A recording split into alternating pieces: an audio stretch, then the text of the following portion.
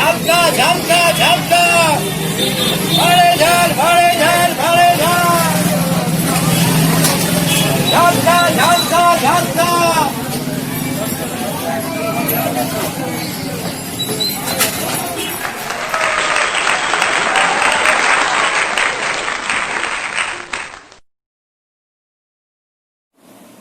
Hello বন্ধুরা, সকালের দৃশ্যটা তো দেখলে, রবিবারে কেমন বাজারে ভিড়। পুজো এদিকে এগিয়ে আসছে, তার সাথে করোনারও বেড়ে চলেছে। তো আজকে ভাবলাম আয়ুষ মন্ত্রণালয় দ্বারা একটি ইমিউনিটি পাওয়ার বাড়ানোর পানীয় তোমাদের সামনে বানিয়ে দেখাবো। এই পানীয়টা বাচ্চা থেকে বয়স্ক দিনে দুবার আমরা পান করতে পারি। এটা সর্দি কাশির জন্য শীতকালেও খুব উপকারী। এটি সমস্ত ঘরোয়া উপকরণ দিয়েই আমি তোমাদের বানিয়ে দেখাবো। এবার সেটা কি করে বানাই চলো তোমাদের দেখাচ্ছি। ঘরোয়া উপকরণগুলোর মধ্যে হলো তেজপাতা, 4টে তুলসী পাতা, একটু আদার টুকরো, 4টে গোলমরিচ, একটা এলাচ, 2 থেকে 3টে লবঙ্গ আর 2 টুকরো দারচিনি। গ্যাস জেলে পাত্র বসিয়ে দিয়েছি। এই 1 কাপ জল, আরো 1 কাপ, 2 কাপ জলকে 1 কাপ করতে হবে।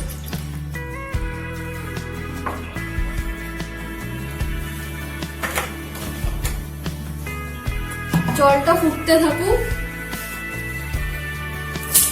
তেজপাতাটা ছিঁড়ে দিয়ে দেবো।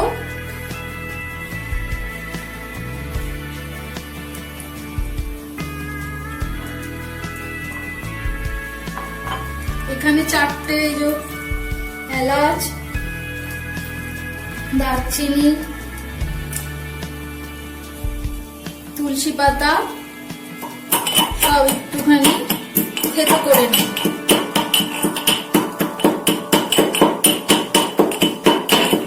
আর তার সাথে আদাটাও।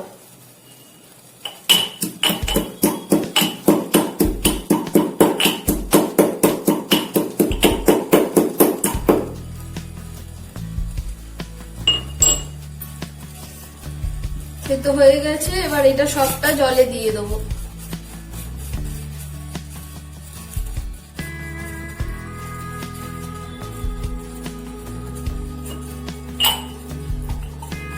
জলটা প্রথমে 5 মিনিট জোরে ফুটবে। 5 মিনিট ফোটার পরে জোরে, তারপরে সেটাকে আস্তে করে 10 মিনিট আরো ফুটতে দেবো।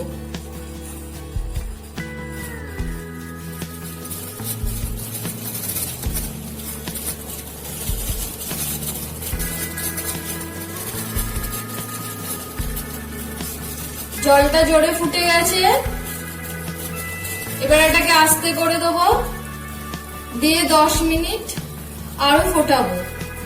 এই জলটা 1 কাপের অনুযায়ী হবে, মানে 2 কাপ জলে 1 কাপ হলে তবেই এই চাটা ঠিকঠাক হয়।